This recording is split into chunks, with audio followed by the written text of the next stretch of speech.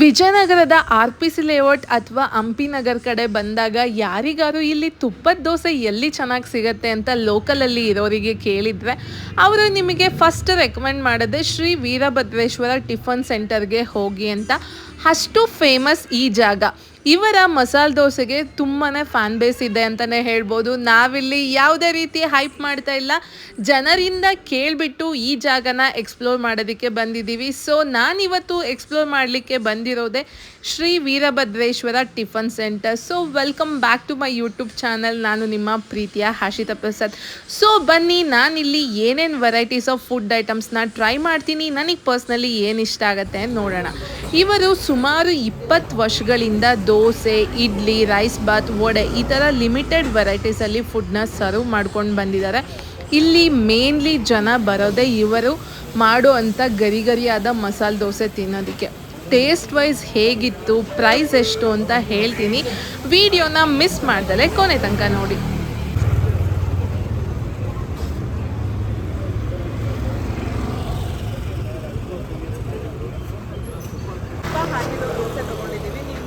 Texture crispy ಆಗಿದೆ. ಆಮೇಲೆ ಇವ್ರ ಯೂನಿಕ್ನೆಸ್ ಏನಂದರೆ, ನೀವು ಬೇರೆ ಥರ ತಟ್ಟೆ ಆ ಥರ ಎಲ್ಲ ನೋಡ್ಕೊಡಲ್ಲ, ಈ ಥರ ಮುಚ್ಚದೆ ಎಲೆ ಕೊಡ್ತಾರೆ, ಅದೊಂಥರ ಯೂನಿಕ್ ಅನ್ನಿಸ್ತು. ಸೊ ಪಲ್ಯ ಹಾಗೂ ಚಟ್ನಿ ಈ ಥರ ಹಾಕಿ ಕೊಡ್ತಾರೆ. ಬನ್ನಿ ಟೇಸ್ಟ್ ಮಾಡೋಣ.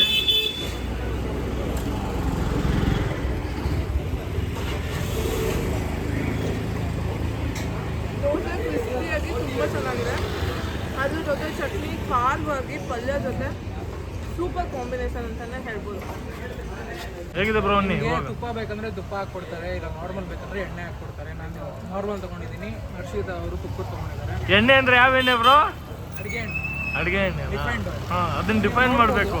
ನೀವು ನೋಡ್ಬೋದು ತುಂಬ ರಶ್ ಬರೀ ದೋಸೆಗೆ ಕಾಯ್ತದೆ. ಅದು ಯಾಕಂದರೆ ಇಲ್ಲಿ ಮಸಾಲೆ ದೋಸೆ ಸಿಗಲ್ಲ, ನಾರ್ಮಲ್ ದೋಸೆಗೆ ತುಂಬ ಏನಿದೆ, ತುಂಬ ಲೆವೆಲ್ ಇದೆ.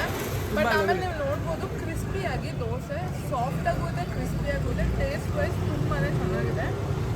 So must try. ಇನ್ನೊಂದು ಸೆಕೆಂಡ್ ಟೈಮ್ ಬರ್ತಾ ಇರೋದು. ಫಸ್ಟ್ ಟೈಮ್ ವಿಡಿಯೋ ಹಾಕಿದಾಗ ಯಾರೋ ಕಮೆಂಟ್ ಹಾಕಿದ್ರು, ಇನ್ನೊಂದ್ಸಲಿ ಪಲ್ಯ ಕೇಳಿದ್ರೆ ಕೊಡಲ್ಲ ಅಂತ. ಅದನ್ನು ಟ್ರೈ ಮಾಡೋಣ, ಪಲ್ಯ ಕೊಡ್ತಾರೆ ಇಲ್ವಾ ಅಂತ. ಸೊ ಬ್ರೋ, ನೀವು ತುಪ್ಪದ ದೋಸೆ ರೆಕಮೆಂಡ್ ಮಾಡ್ತೀರಾ ಅಥವಾ ನಾರ್ಮಲ್ ದೋಸೆ ರೆಕಮೆಂಡ್ ಮಾಡ್ತೀರಾ? ನಿಮಗೆ ತುಪ್ಪ ಇಷ್ಟ ಅಂದರೆ, ಇಲ್ಲ ಕ್ರಿಸ್ಪಿನೆಸ್ ಬೇಕು ಅಂದರೆ ತುಪ್ಪದ ದೋಸೆನ ತೊಗೊಳ್ಳಿ. ಆದರೆ ಏನಪ್ಪ ಬೇಜಾರು ಅಂದರೆ, ನಾರ್ಮಲ್ ದೋಸೆ 30 ರೂಪಾಯಿ, ತುಪ್ಪದ ದೋಸೆ 50 ರೂಪಾಯಿ, 20 ರೂಪಾಯಿ ಡಿಫ್ರೆನ್ಸ್ ಆಗುತ್ತೆ. ಬಟ್ ನಿಮಗೆ ಆ ಕ್ರಿಸ್ಪಿನೆಸ್ಸು ತುಪ್ಪ ಬೇಕು ಅಂತಂತಂದರೆ ಆಹಾ ತುಪ್ಪದ ದೋಸೆ ತೊಗೊಳ್ಳಿ. ನಿಜವಾಗ್ಲೂ ನನ್ನ ನೆನೆಸ್ತೀರಾ. ಸೊ ಈಗ ಪಲ್ಯ ಎಕ್ಸ್ಟ್ರಾ ಕೊಡ್ತಾರಾ ಕೊಡಲ್ವಾ ಕೇಳಿದಾಗ? ಯಾಕೆ ಕೊಡಲ್ಲ? ಕೊಡಬೇಕು, ಕೊಡ್ತಾರೆ. ಯಾರೋ ಕಮೆಂಟ್ ಮಾಡಿದ್ರಂತೆ, ಮೋಸ್ಟ್ಲಿ ಪಲ್ಯ ಶಾರ್ಟೇಜ್ ಆಗಿರ್ಬೇಕು. ನೆಕ್ಸ್ಟ್ ಕಸ್ಟಮರ್ಸಿಗೆ ಮತ್ತೆ ಪಲ್ಯ ಸಿಗ್ಲಾರ್ದಂಗೆ ಆಗುತ್ತಲ್ಲ, ಅದಕ್ಕೆ ಹಂಗೆ ಮಾಡಿರ್ಬೇಕು ಅಷ್ಟೇ. ಸರಿ ಆಯ್ತು, ಏನಿಲ್ಲ. ಒಡೆ ನಾಳೆನಾ ಬ್ರೋ? ತಿಂದ್ಮೇಲೆ ಎಂತ? ಸೊ ನಾನಿವಾಗ ವಾಂಗಿಬಾತ್ ತೊಗೊಂಡಿದ್ದೀನಿ. ಇವರು ಬಿಸಿಬೇಳೆ ಬಾತ್ ತೊಗೊಂಡಿದ್ದಾರೆ. Half 35 rupees. ಅಲ್ಲ, ಹಾಫ್ ಎಷ್ಟು? ಆಮೇಲೆ ಪ್ರೈಸ್ ನೋಡ್ಕೊಂಡು ಹೇಳ್ತೀನಿ. ಹಾಂ, ಸೊ ಬನ್ನಿ ಟೇಸ್ಟ್ ಮಾಡೋಣ.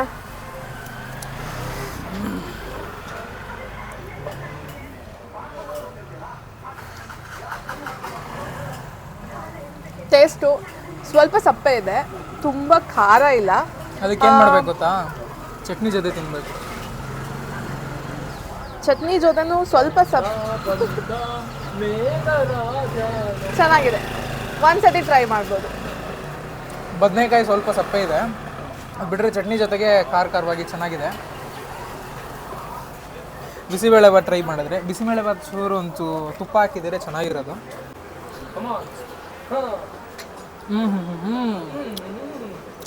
ಬಿಸಿಬೇಳೆ ಬಾತು ಮನೇಲಿ ಮಾಡೋ ಥರ ಮ್ಯಾಶ್ ಮಾಡಿಲ್ಲ, ಇಲ್ಲಿ ಅನ್ನ ಹಂಗೆ ಇದೆ.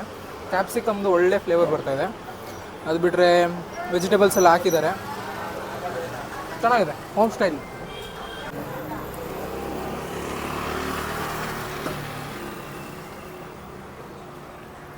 ಸೊ ನಾನಿವಾಗ 2 ಚಿಕ್ಕ ಇಡ್ಲಿ ತೊಗೊಂಡಿದ್ದೀನಿ.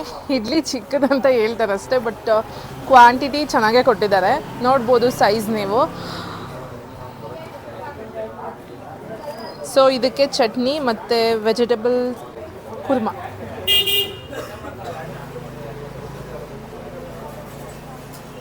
ಇಡ್ಲಿ ಸಾಫ್ಟಾಗಿ ಚಟ್ನಿ ಖಾರವಾಗಿ ತುಂಬಾ ಚೆನ್ನಾಗಿದೆ.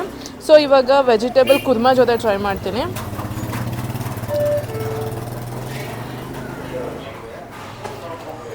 ಕುರ್ಮಾಗಿಂತ ಚಟ್ನಿ ಜೊತೆ ಇಡ್ಲಿ ಸೂಪರಾಗಿದೆ.